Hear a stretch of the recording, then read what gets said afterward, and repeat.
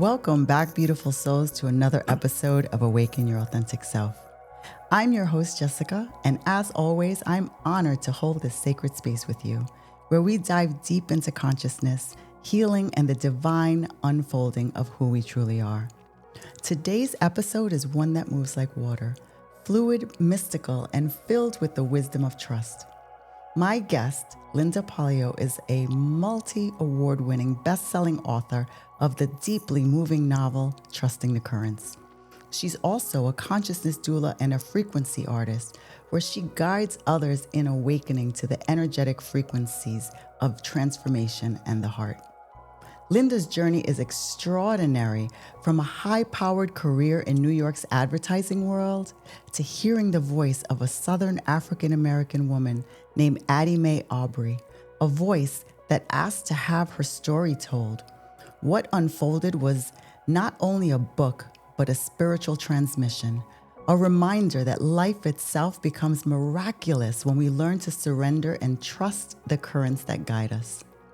In this conversation, we'll explore how creativity and consciousness merge, how frequencies shape our awakening, and how we can all begin to live with more courage, intuition, and heart-centered awareness, even through life's darkest nights. So take a deep breath with me. Feel your heart open just a little wider, and let's step into the flow together. Lynnda, thank you so much for joining us here today. Oh, thanks, Jessica. I'm very honored to be part of your podcast. I was so happy when you agreed to do so after reading your story and hearing all that you've done and been through. Lynnda, thank you. let's start with your story, with the book and Addie Mae's. It feels like it was just divinely orchestrated. Let's just put it like that. You've said that you began hearing her voice, and that became the beginning of Trusting the Currents. Can you take us back to that moment? What was happening in your life when you first heard her, and how did you know that this was something you were meant to bring through? Yeah, it was quite an unusual experience. I think I had been getting what I would call high knowledge downloads, channeling probably since I was a child. I was always given information, and so I always had this sense of knowledge and information coming into me. But when Addie Mae came to me, it was the first time I heard an actual voice. So it was a little kind of disturbing at I first. can imagine. I was in New York City, which is where I lived for most of my adult life. I moved to Sedona, Arizona, about 5 years ago. But I was working on a project. I had moved from my advertising career, where I had been a senior executive in business development, and I had moved into conscious business practices. I was working with small conscious companies that were doing marketing and advertising and communications, and I was working on a project on my computer, and I was typing something up, and all of a sudden, right next to me, I heard the voice of an old Black Southern woman saying, "It's not what happened to me that matters." And it felt like she was standing right next to me. So I stopped work and I wrote down that sentence, and I just kind of stayed there for a minute because I didn't really know what was happening, and it was a little alarming. And then she kept speaking, and I wrote down the next probably 3, 4, maybe it was a couple paragraphs even. And then I felt her leave. I mean, it was an energetic leaving. Mm-hmm. And I sat there and I wasn't quite sure what that was. But like I said, I'd had unusual experiences my whole life. So I just kind of chalked this one up to another unusual experience. And I went back to work. Right. And probably 3 or 4 days later, I was working on something else, and she came back and she picked up exactly where she left off. Wherever it was after 3 paragraphs, she started speaking again from that point. And at that point, I realized, mostly through just kind of a telepathy, that she was asking me to tell her story. Oh. and realizing that she was a Black Southern woman and I was a white Northern woman, I kind of questioned her and said, why me? Mhm. Because I feel, and I'd never written anything before. It wasn't like I was trying to be a writer. So I was a little confused as to why she would have chosen me. And she said two things. She said, one, to show what two women who share the same compassionate spirit can accomplish when they come together. Oh, beautiful. And the second one was to show people that we're here to celebrate our differences. That even though we come from the same, great white light of God, we scatter into different colors of the rainbow so that we can experience these different experiences. And everyone, whatever race, religion they are, this is the way we get to experience all these things. So it's actually a celebration. And when we go back and we pass, we go back to that great white light. So she wanted me to show that it doesn't matter, all these things that we are kind of programmed to be in life really don't matter to our spirit. And she was here to share her spirit with me and to show that we shared the same spirit. So that from then on, I would call it the indigo abyss. I would have to wait for her to come, and I would always see this indigo color. Oh, And I wow. had to sit and wait for me to kind of get comfortable with her energy. It always felt a little uncomfortable and cold in the beginning. It was like jumping into this cold indigo abyss. And then I had to wait till I settled into this warm current. And when I hit the warm current, that's when she started speaking. And she spoke stream of consciousness. I never knew where I was going until she was writing it. And it was always, she always picked up where she left off. Wow. And it took me about 2 years to channel her story. And it started in New York. And then she brought me back to Sedona, which is where she kind of made contact with me earlier in my life. And I didn't realize that that's who it was until after she had come back. But after about a year of channeling it, she told me it was time to go back to Sedona. And so I came back to Sedona and I spent the next 9 months finishing the channeling. And Sedona plays a large role in the book because its nature is a very strong character. And all the nature that I express in the book were all experiences that I had had when I came back to Sedona. So after 2 years, and I was in a very strange place. I had never channeled like that before, and I was a little out of my mind. I mean, I really was in another world at that point. And when I got back to New York after 2 years of channeling, I had to let it go. I thought I was done. I thought my only job with her was to get the story out. I didn't realize I was going to have to publish it. So so I went back to work because I hadn't worked very much because I was completely obsessed with her. Right. And I went back to work, and it was a year later that she came back and said, okay, now it's time to start editing the book.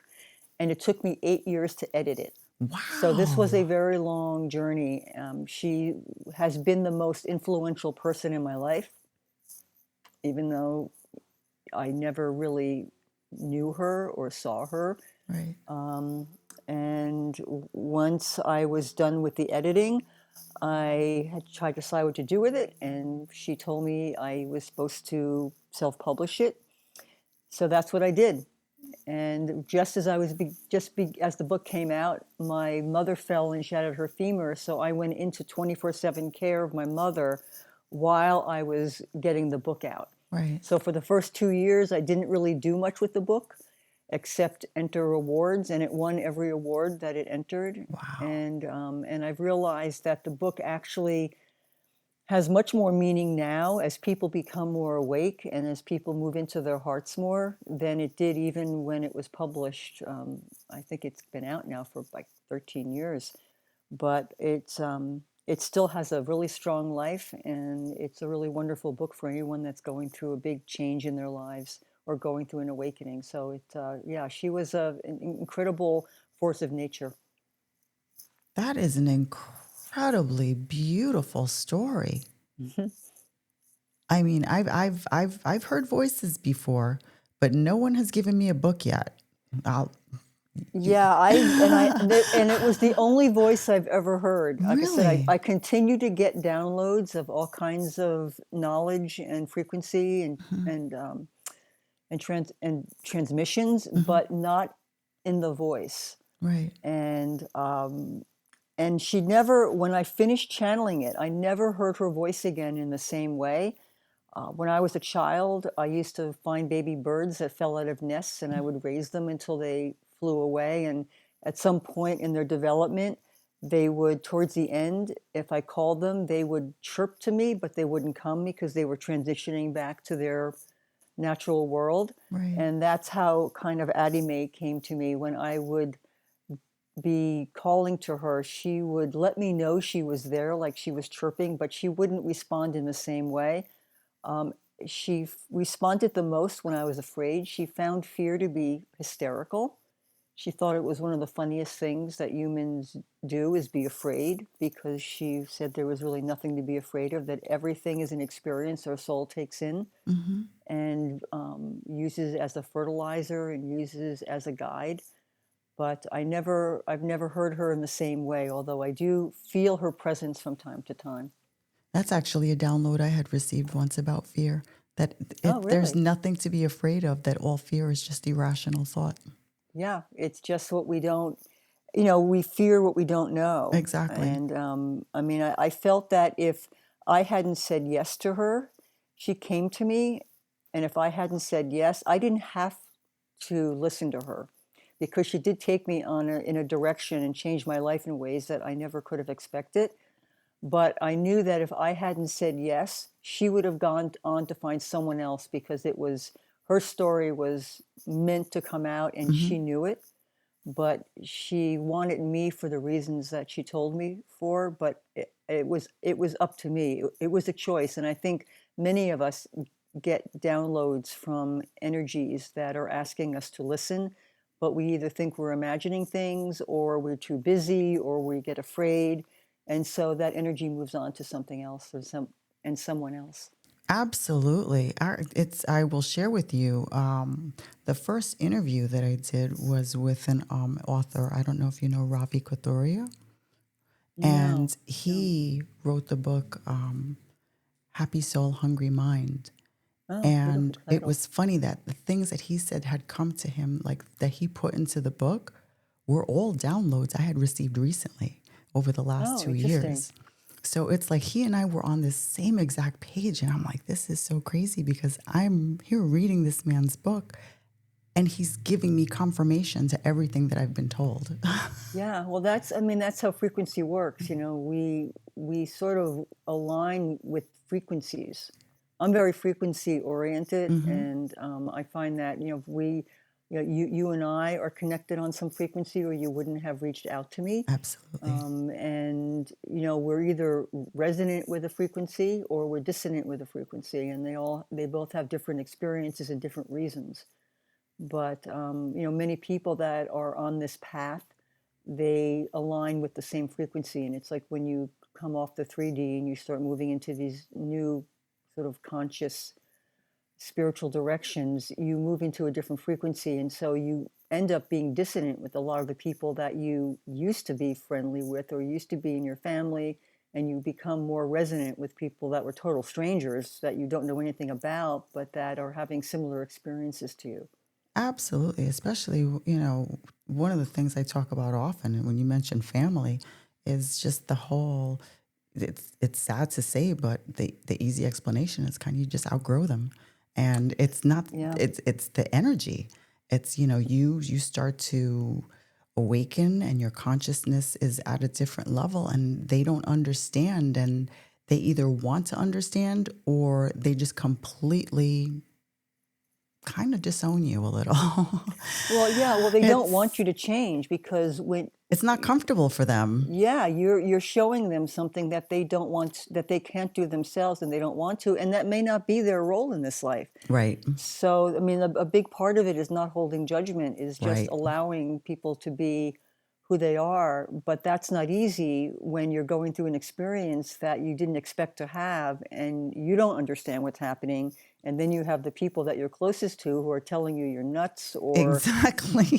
trying to, or trying to make you feel bad about it, or try to bring you back into the fold. And you have to, usually there's a time of needing to be on your own, and it's very solitary and can feel very lonely. But that's a space where you're breaking away before the new frequencies and new energies come in. And that's Dark when new night of the people start soul. coming in, as you well know. Absolutely. Absolutely. Well, Lynnda, you call yourself a consciousness doula. I love that term. That is beautiful and a unique title. How do you define what it means to be a consciousness doula? And how do you support others in birthing new levels of awareness within themselves? Well, I mean, I have a history of always being at the edge of something, usually a little too far ahead of things. And consciousness was something that I got involved with probably 40 years ago when no one even knew what the word was. Yeah, And seriously. it was a little odd. And I ended up, when I was in advertising, and the first time I came to Sedona, I kind of reawoken all of my childhood spirituality because I was a very connected child. Mm-hmm. And then I kind of moved myself away from it because everyone thought I was nuts, and I wanted to fit in and I wanted to prosper. And so I put away the experiences I had as a child. And when I came to Sedona the first time, it's a very spiritual place, and I had all these mystical awakenings. And then when I went back to New York, I could not be in advertising anymore in the way I had been. And I got involved in conscious business practices, and I created the function of a chief consciousness officer. I love And I that. became the world's first chief consciousness officer, working in the corporate world, trying to educate them to what consciousness was and to the human technologies, as I call them, of wisdom, intuition, compassion, empathy, forgiveness, and gratitude, and trying to bring that into corporate culture. But I was way ahead of my time. But that was another kind of title that I created for myself because I wanted it to exist in the world. A lot of times, if we don't have language for something, it's very hard for other people to understand it. If you're not very frequency adept, you need the words, you need the languaging to anchor the ideas and the frequencies. So bringing Chief Consciousness Officer into the corporate world was one way. And then when I decided to just leave the corporate world completely, um, I, I was still wanted the word consciousness Mm-hmm. because consciousness needed to become something that was normal and understood. And doula, Agreed. as the word doula has been around for a long time. I mean, there have been baby doulas Mm-hmm. forever, and they help birth. Doula is all about birthing. Right. So a baby doula births babies and helps mothers bring babies into the world. And now there are death doulas, which help people birth into death and help them understand death and have really sort of divine deaths so that we understand the death process more. So I thought a consciousness doula explained who I was as best as I could, which is I help people birth their own consciousness. It's nothing that I do for them. I basically hold the space in an energetic way so that who they are, all the social conditionings can begin to break away. So it's what I call your inner resonant signature. It's that one frequency that is you alone, that you were born with, that gets covered up by social conditionings and by your parents and by your community and by your religion and by your race and by your culture and by your country. And pretty soon you no longer know who you are, and you just follow what other people tell you to do because you don't know anything else, because you don't know who you are. Right. So what I hope to do, and what I've done for decades now, is help people unravel that through holding an energetic space and then guiding them through whatever experiences they're having and towards other people that will help them awaken to their own self as best as possible. And then, have a sense of community so they don't feel alone, because a big part of this is when you start waking up, you do feel very alone, Yes. and you don't want to go back into the cave. You want to keep going. And sometimes you need to know that there are other people out there. So, Yeah, so I basically just I hold space is probably the biggest thing I do because I work with energy, but then I help guide people through their own process, and help them find other people that they're because I may my frequency may not be appropriate for everyone. So once I realize my frequency is not appropriate for anyone, I will send them to someone who I believe has a more aligned frequency and they're at the same level of consciousness, which will help them grow faster. I love that. Do you know when I had my awakening, it was 2022, like when we spoke earlier before we started recording, I was, I thought I was going a little crazy. I'm not going to lie. Yeah, it happens. I thought I was going a little crazy. And I had a friend from New York that I just reached out to. And I don't know, her name popped. I woke up and her name was like forefront in my head. So Hmm. I reached out to her and she had already gone through hers. So she was sort of my mentor in the beginning. And whenever I would experience something that was like, I remember walking into a tropical smoothie to get my smoothie one day. And it was funny because I would always order online. And this one particular day, I just went to order it. And the man that was there before me was like mid argument with the manager behind the counter. And all of a sudden I walked in and it was like the whole energy shifted. Hmm. And the one man that was arguing looks over at me and his whole demeanor calmed down. And then he says, "Why don't you help her first?" And then I come over and it was just like they stopped and then they worked out whatever it was. And the two of them just couldn't stop. Like, it was like the weirdest experience. And I remember calling her right after. I was like, "Donna, what is going on?" And she says, "You're learning to, she says, you're probably an energy worker." She Yeah, says, you're holding the space, and that's what it is. And we don't really understand that. Most people don't understand what that means. But you hold space, and then within that space, people get activated in ways that they don't realize it. And sometimes they have a real experience. Sometimes it even kind of scares them a little bit because once you start opening up, your heart starts opening up, and that is generally a scary place for a lot of people because we all carry a little heartache in there from childhoods and from past relationships and probably past lives and ancestors. And so once you start waking up and your heart starts waking up, it can be intimidating. So being able to hold a space so someone can kind of stumble around for a while Mhm. they get adjusted to this new energy, it's like deep sea diving or something. You have to decompress, you have to get into the energies. And so that's, I think, what that's one of the things I do, but that's what a lot of people do, and they all do it in different ways. And so it's really important. I mean, I'm a big believer in kind of creating these kind of web. I mean, I call it the internet, which is basically, you're in Spain right now, I'm in Sedona, Arizona. We didn't know each other until this moment, Mhm. but we both feel this energetic connection that we have to Absolutely. each other. And even if we never speak again, which I'm sure we will, I'm sure we will. um, we have created this kind of etheric thread between us. And that etheric thread will lead, people will follow that etheric thread from me to you.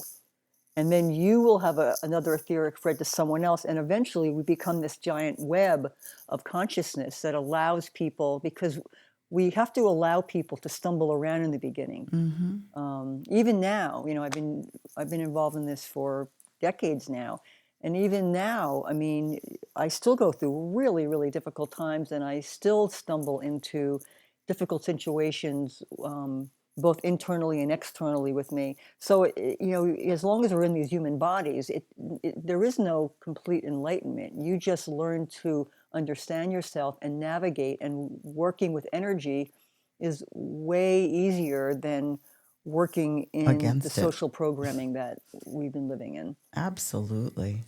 I call it just working with the flow, the flow of Hmm. energy. Just stay with the flow, and it just feels like things work out exactly as they're meant to. Yeah, and that's hard because you have to let go and you have to trust And you have to let go of things that you may not want to let go of. I think that's the hardest part.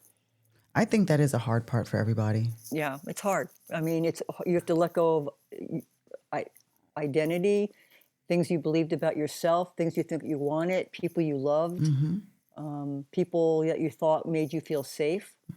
So yeah, it's not an easy process, but once you start, there's no going back, and you just want to keep going and get through as much as you possibly can, and then you'll find the reason that you went through this. I think that was even part of my move to Spain. You know, it was Oh, just like I felt like I was this, this corporate bigwig, and I had the fancy car and all the fancy corporate clothes and all the fancy bags and all of a sudden I was like, I don't want this anymore. I had this yeah, huge walk-in closet filled with, I can't even tell you how much, way too much stuff. Let's just put it like that. I And know, the more I got rid of, the better my spirit felt. And I know, I'm living out because of a it's suitcase like an and it feels onion. better. Yeah, it's like an onion, and you're inside the onion, and you have to unpeel these layers of social conditioning and stuff. I mean, we had talked about how you, before we went on, how you sort of sold everything and moved on. And I did the same thing when I came to Sedona. I gave away 90% of everything I owned and came here with 4 suitcases. That sounds about Um, right. and yeah, and I I had nothing, and it was, at first it was sort of intimidating, because when I first got here, the pandemic had just started, so the world was crazy anyway. And Right. I remember I wanted to use a spatula, and I didn't have a spatula, and I started crying because I didn't have a spatula, I and I cried was, over not having a potato peeler. exactly, and I was like, what's wrong with me? Why did I do this? But then It now passed my life is quickly. full of other stuff. And better stuff and richer. And it's And like, stuff, and yeah, and I'm not attached to the stuff exactly. like I used to be, because I had built my life. I had stuff from travels all over the world, from things I bought because I had the money to buy them. And then when I got here, all those things didn't matter anymore. So now I buy things at thrift stores, and I could walk out of here in 2 seconds and start over again. And it gives me a sense of freedom. I mean, there are Exactly. things I would want to take with me that I've got, attached to, but not like I did when I left New York, and I left behind the entire life that I had created there. So get it. Completely get it.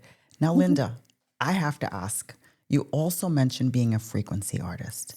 Now, I myself am a fellow artist and an Oh, energy healer.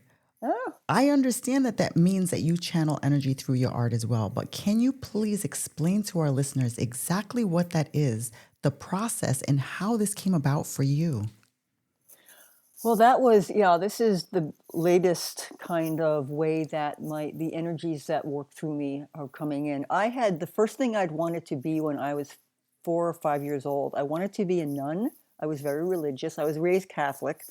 I kind of went out the door by the time I made my confirmation, and I couldn't understand why the priest wanted me to learn a hundred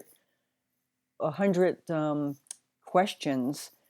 And so I went, okay, this is not my kind of religion. So I left that, but I wanted to be a nun, and I wanted to be an artist. But as a child, neither of those things were really looked at as something that my parents wanted me to become. So I just sort of let go of both of them, and I didn't really think about art. I think if you're born a creative person, you find other outlets for that creativity in the way that I was very creative in the way I worked. I was very creative in the way I dressed, and the way I, made food and decorated the house. And so that kind of stays with you. But the whole idea of creating art left me because I had no support whatsoever.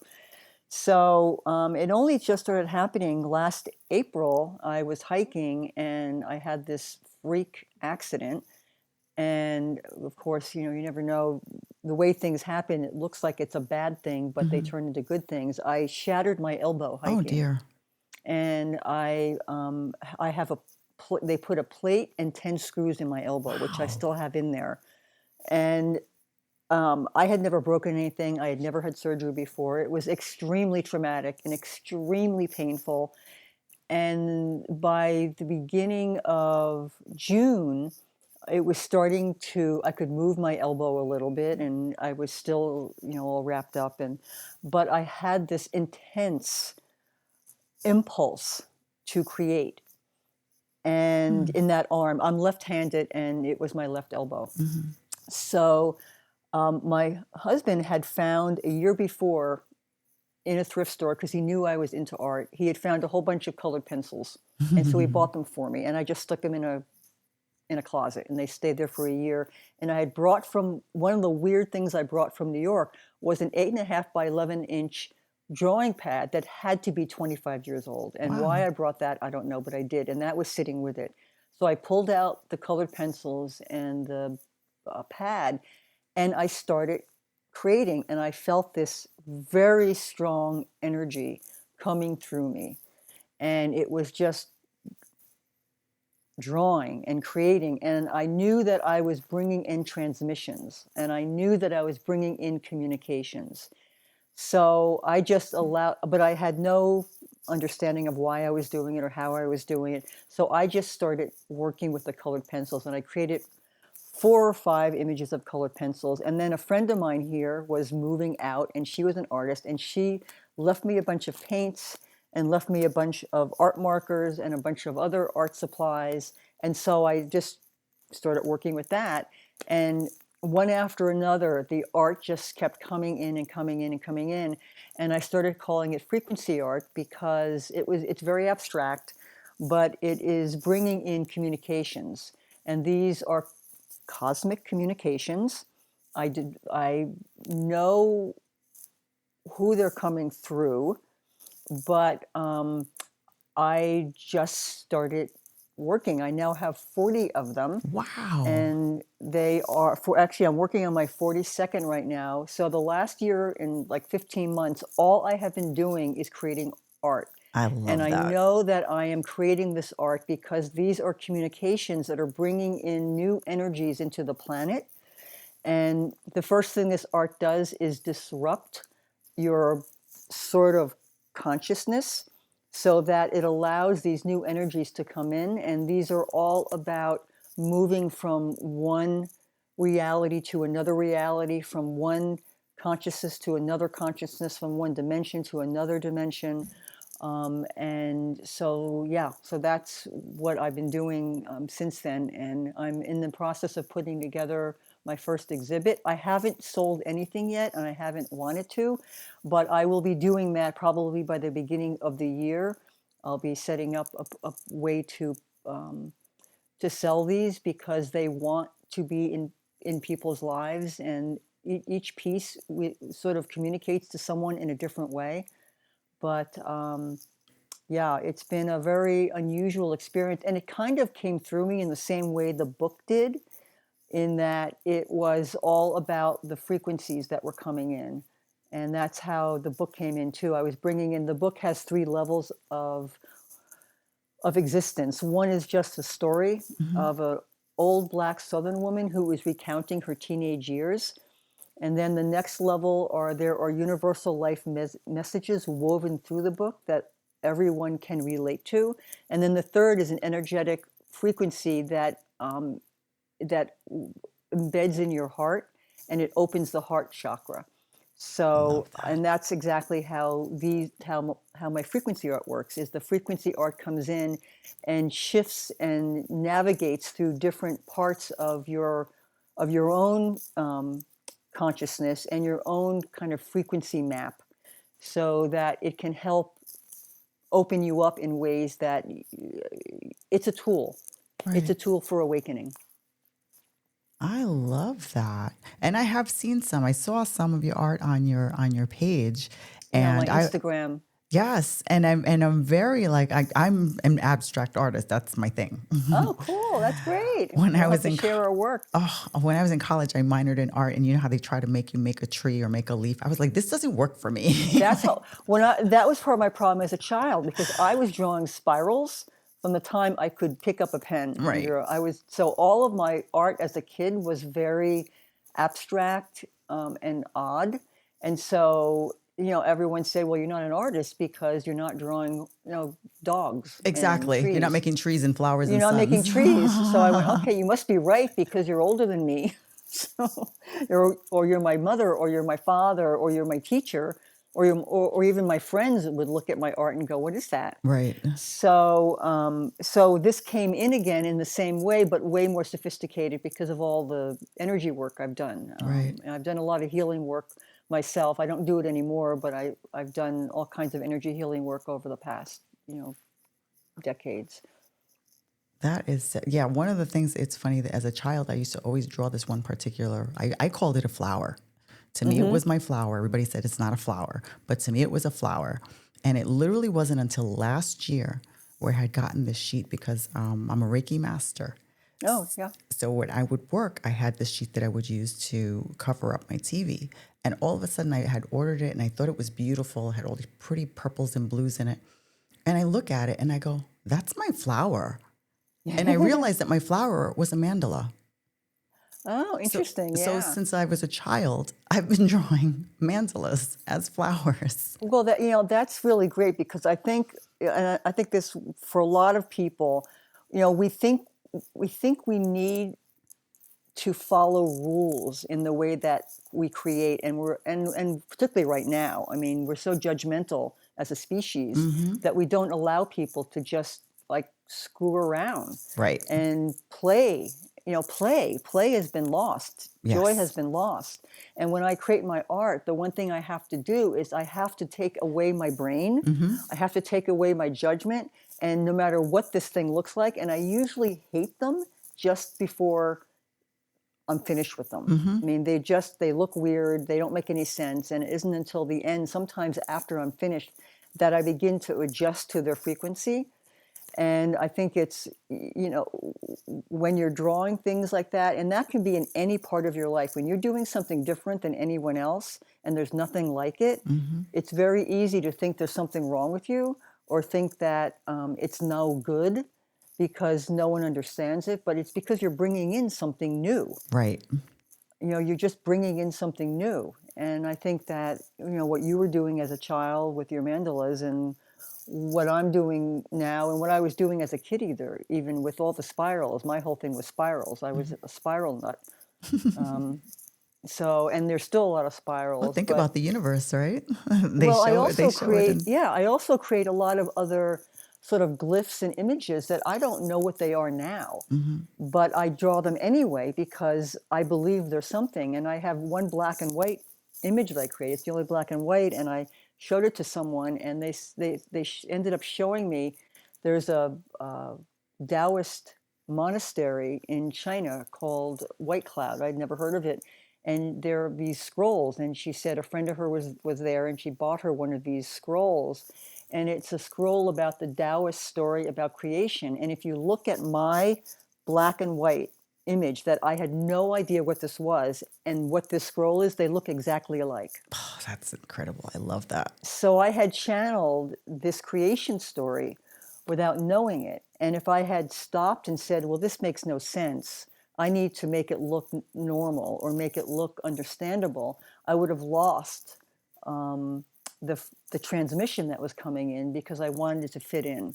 Right. So I think, part of the problem is we want to fit in so badly, particularly as children, but even as we grow up, that's a big part of how we lose that inner resonance signature that we have, that really defines us and really is what we bring into the world. That's the most important thing we do. And I really wish that people would just trust children more because they're so awake. They're born awake. It's everybody else's expectations that get placed on them that shuts them down and basically has them turn those transmissions off. And if we just allow children to be children, this world would probably be a completely different place right now. Oh, definitely. Well, and if we allowed our inner child to play, we don't, like I said, we don't allow ourselves to play anymore or to make mistakes. And I think I think right now we have to allow that to happen because all of our all of our sort of models that we have now are all kind of collapsing. So we have to, and a lot of that, my art is about moving into that unknown and Right. allowing yourself to be in that unknown and learn from it. Because that's, it's what's that? There's an Einstein thing saying you can't solve a problem with the same kind of thinking that created it. Right. So you have to move out of what you know for sure and move into what you don't know anything about and stay in that space for a while until form starts taking hold again. And then something new starts coming in and you become something new and you expand. Your soul expands, your mind expands, your energy expands. Love it.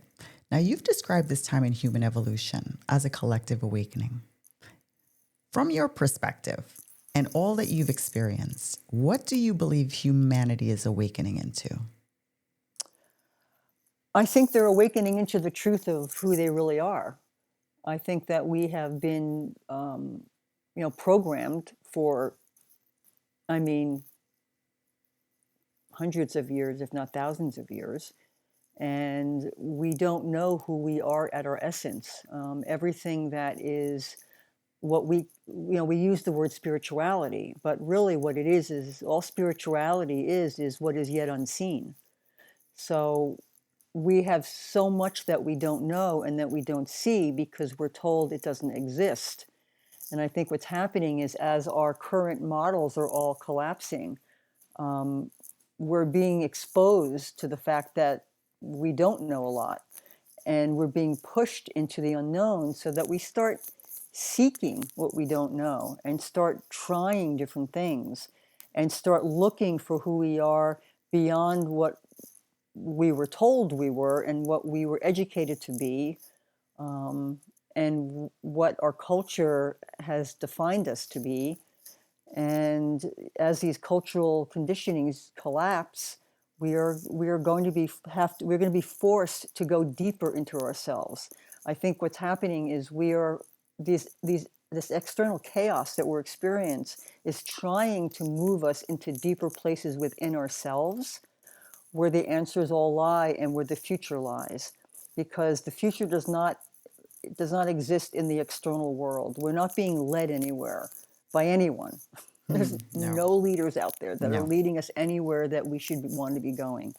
So, and I think that is because it is the time in life, and the indigenous peoples have talked about this time in existence for thousands of years coming, and we're now living in it, where we need to stop, slow down, turn off the phones, turn off the computers, sit with ourselves, preferably in nature somewhere, and really sit with our own energies and our own thoughts and our own fears and allow everything to move through us and just go into a place of neutrality and sit with it and love all of it and see what it has to teach us, because whatever you have inside of you, that is your greatest teacher. But we don't know how to get in there, and we are afraid of going in there, because when we go in there, we're going to bump into a bunch of sort of scary things that we don't want to look at. But I tell people, like, that big scary thing that you're afraid to look at behind that wall, if you open that wall up, you see it's actually a mouse. It's not a monster. But until you're willing to sit in that space, it looks a lot scarier than it is. So I think we're just in a collective awakening, and not everyone will experience it in this life, and that's perfectly fine. But it's happening to enough people now that if you're having it, someone around you is having it, and they're Correct. not talking about it either. So, and that's great that now there are podcasts like yours, and there's books, and there's courses, and they're all on varying levels of truth. But anything that takes you outside of who you think you are into something new is a good beginning. But you will, in the path of awakening, you will realize that it's sort of like a nest of Russian dolls. Just like you think you know everything, and then all of a sudden you break out of knowing everything and you have your first awakening, and then you go into that second Russian doll and you think that that's all there is. Oh, no. And then you have another awakening and you're in the next Russian doll. And from what I can tell, it never ends, we just have one awakening after another, and you can kind of decide where you want to stay, because as you wake up more and more and more, your kind of connection to what we consider reality gets thinner and thinner, and you start having mystical experiences and other experiences that if you're not ready for, it can be kind of scary, but if you are ready for it, you will go on a ride. And if you're not, you just stay wherever you are. And for me, it's all about heart consciousness, Mm-hmm. because consciousness itself doesn't really have a charge to it. It's very neutral. It's just awareness. Right. But if we activate through our human hearts, that makes everything that we're doing positive for the human experience, because consciousness doesn't necessarily have to be positive for the human experience. I mean, suffering is A choice one of the great sometimes. awakeners. Exactly. And It's yeah, usually the thing that wakes us up the most, but it does that because we don't pay attention to the lesser stories and the signs that come to us before. So once we move into our heart and we start, loving ourselves and loving other people and caring and trusting and being compassionate, then we start moving into a whole nother level of consciousness and connection. And that's really the conscious collective that we're moving towards, is more people that are living in their hearts. I love that. And as a person, like I said, as a Reiki master, I am all about the heart chakra. Yeah. Well, most people that are waking up, that's what you wake up to. You wake up to Exactly. your heart. And that's why it's a little scary in the beginning, because you're not used to really spending time in there. You're used to spending time in your mind. I think more people fear their heart.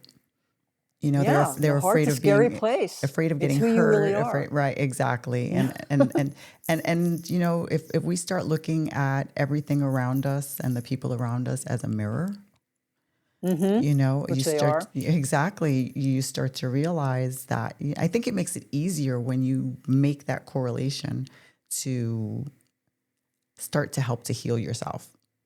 If you're open to it. Yeah, well, If that's it, is being open to it. And I think that's what I think I try to do. And I'm sure that's what you try to do, is just help people Mhm. become open to the experiences that are kind of poking at them, Mhm. that they don't understand and they're afraid of, and they maybe need some help letting themselves know that this is a normal experience and more people will be having it. Right. So it's yeah, And it's not it's as scary as it seems. It's actually it's scary in the beginning because you don't know what's happening. But it's once scary in you the beginning, and you usually have to go through a period of solitude, right. which I'm not sure why that is, but you do. I mean, unless that changes, I mean, everyone I know that have gone on the other side of this wall, they've all had to go through a period of solitude where they didn't really know whether it's a void. You go Mhm. through a void, and then you come through the void, and then you're in this new space. And I think, again, like it's like Russian dolls, you kind of keep going into it. But I think it's important that people realize that it's a normal process, and that you will get through it. And I think what makes it easier now than when I was going through all this is there are so many more people Oh yeah. They talk about that it so much are more now. it's people talking about it. I mean, Mhm. there has to be language. I mean, a big part of this experience, as I was, going through my experiences over the years, was was no language for it. Mhm. We didn't really have words, and we still don't quite have words. I mean, spirituality is definitely not the word for what this is. It's like the way that we make it more religion oriented, but it's not really a religion. It is a truth It's a of our truth. existence. Exactly. And once we understand that truth, then the world opens up to us in ways. And the veils between each other, the veils between us and the planet, the veils between life and death, they all get thinner. Mhm. And we have to get our sea legs in that, because we're not used to living like that. We're used to having a lot of boundaries around us. And once those boundaries start disintegrating, we have to learn how to walk in the world in a new way. And having other people around us who support us, who won't judge us, who will let us be that way, is really important. And everyone I know that has gotten aware and conscious on this level. They're all about helping others. You know, I'm an elder now, and my whole job is to help people that are younger than me get through the process I went through faster, easier, with less struggle, and with more connection to other humans and maybe some non-humans.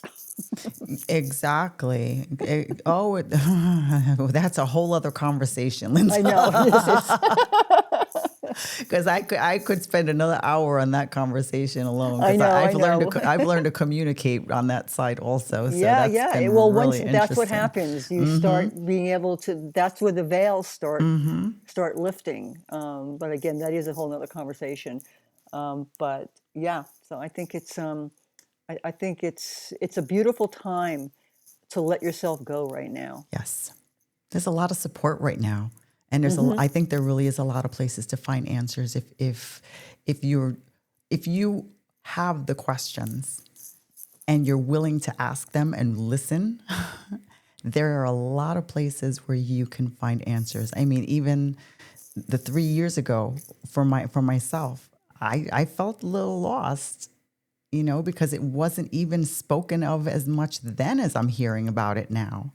Yeah. Yeah. Or maybe I just wasn't listening in the right places. It could be that as well. Well, you also, and this is something I'm learning a lot through the art too, is you have to allow yourself to make what you consider mistakes. Because the one thing I've learned about my art, which has probably been a big good thing for me, because this is something I have struggled with, is the idea of making mistakes. Because when I'm working with my art, I can't change anything. Right. Whatever goes down goes down. I never try to fix it, erase it. It just, so I have to, if I consider something wrong or that doesn't look right, I have to just look at it from a new perspective and incorporate that and then move in a new direction. So what mistakes generally do is they simply move you in a new direction. They're not truly mistakes. They're learning They're experiences just guiding also you. sometimes. Yeah, and once you start doing that, and when you start waking up, you will make mistakes. Oh, yeah. You will believe in people you shouldn't have believed in. You know, you will do things that you probably say, "Why did I do that for?" Or you'll look back at it and go, "That was really stupid. Why did I do that?" But it's not, because every step you make is leading you in a specific direction, and sometimes you have to touch the third wires to know to go back to the first and second wires. You know, you have to touch the things that are not yours, not for you, so that you know what is for you. I think, and you stop judging yourself harshly, period. Yes, definitely. Because I remember back when I started doing YouTube videos a couple of years ago, I was my worst critic, and it was so hard to put anything out because I felt like this needed to be edited or this needed to be perfect, or I would do 100 takes on something just to get a 3-minute video out. And now when I started the podcast, I said, I'm not editing. I'm not going to do it. If I make a mistake and I say something and it's off, I'm just going to laugh it off and just keep moving on, because that's part of the experience. Is not being afraid it's part to of being make, human. Exactly. I mean, we are human. We are still not 3D. robots. We're not AI, not yet anyway. Oh, please. Oh, I hope not. That's another whole story, I know. Yeah. Oh, my goodness. Well, I just want to ask, for anyone listening right now who's in that in-between space, right, going through their own dark night of the soul, what words of wisdom or energetic guidance would you offer them? Well, I think to believe yourself, believe that you're not having, it's not your imagination. A lot of people, I think, they think they're having mental health issues. They're very depressed, particularly younger kids that are having these experiences, and they don't realize that they're actually having awakenings. And they don't have the support around them to allow them to move in a new direction or to think in a different way.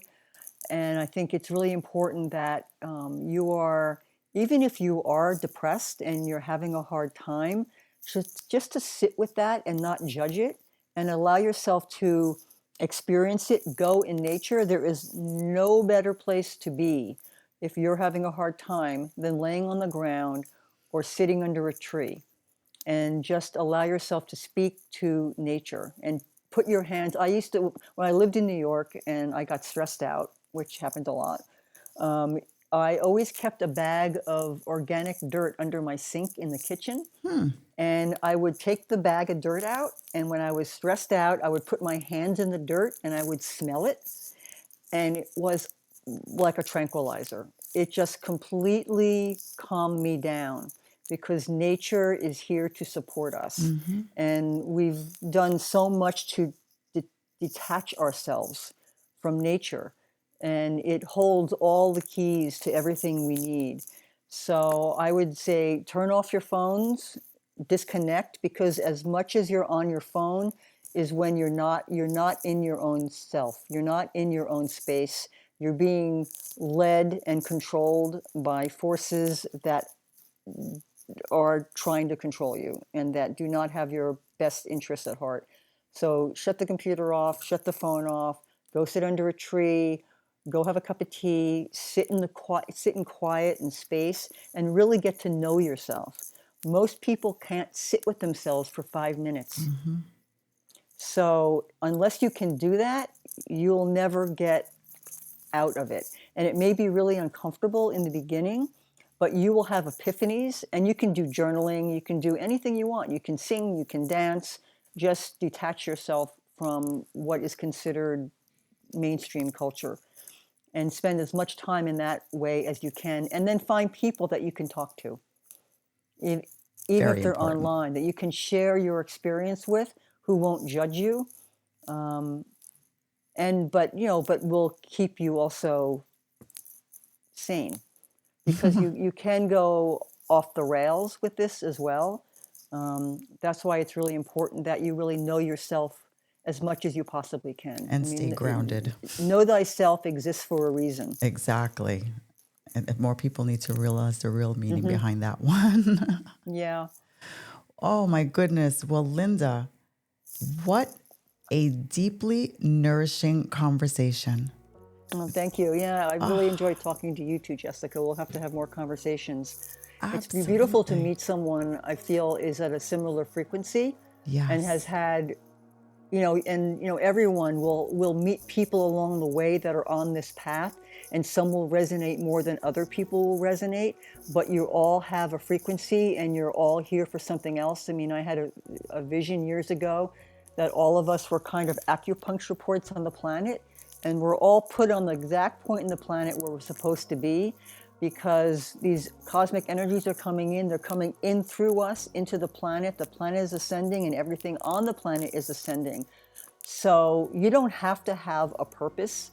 Your existence on the planet is your purpose. I love You that. are here because you are meant to exist and to experience life on this planet.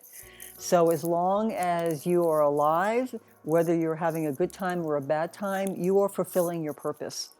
And you are fulfilling the energetic reason why you're here as well. Oh, thank you so much. And to my listeners, isn't there just something special about the way Lynnda speaks? Like she's channeling wisdom directly from the soul of the earth itself. Her story, Trusting the Currents, is a reminder that no matter how uncertain life may feel, the current is always leading us exactly where we're meant to go, if only we can soften our grip and trust the flow.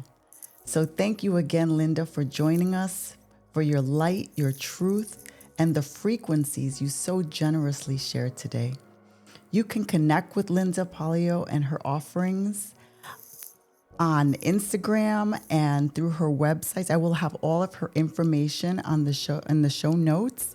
And her book, Trusting the Currents, is available everywhere books are sold, and I will have that in the notes as well.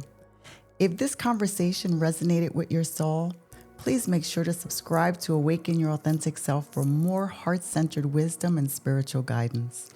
And share this episode with someone you know who's on their awakening journey. And as always, my beautiful souls, remember that awakening isn't about arriving anywhere. It's about remembering what has always been within you. Until next time, stay grounded, stay open, and stay true to your authentic self. I'm Jessica, and I'll see you back here next week inside awaken your authentic self.